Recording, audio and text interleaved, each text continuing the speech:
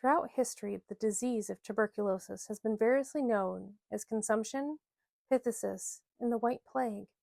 We know definitively that it's been around since at least 1,000 years because it was found in a 1,000-year-old skeleton in southern Peru. I promise this is relevant information. As always, I want you to know the history behind it. By the dawn of the 19th century, or the start of the 1800s, consumption had killed about 1 in 7 of all that had ever had it. Consumption accounted for more than 25% of the deaths in New York City between 1810 and 1815. And over in Europe, it killed about a quarter of the adult population. Consumptive families were common, and some even very well known. This is where whole families ended up having TB or consumption, and they slowly died, one by one. The poet and philosopher Henry Thoreau was one. He died at the age of 44, and before him his grandfather died of it in 1801, and his father in 1859. And both his brother and sister had it, and his sister passed age 36. Now to the relevance of all of this information. This headstone represents the 3 children of Oliver and Philinda Douglas. Their brother George has a separate headstone in the right corner I'll do in the next video. While I don't know how these 3 children passed away, I know how their sister did. It was consumption. First we have Juliet, born July 29, 1836.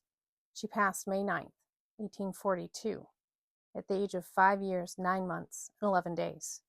Then little Henry.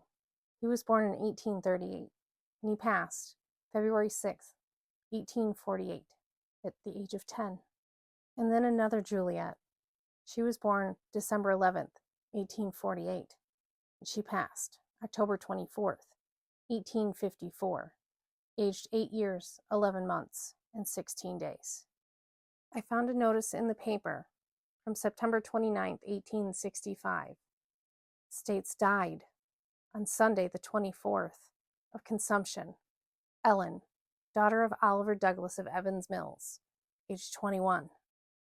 It wasn't until this same year that Ellen died that a French surgeon was able to show that tuberculosis, or consumption as they called it, was contagious.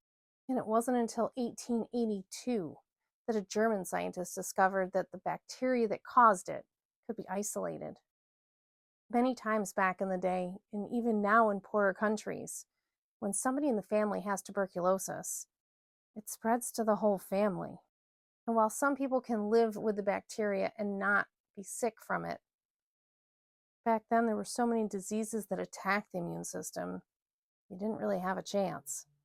This whole cemetery has Douglas family that all died so young.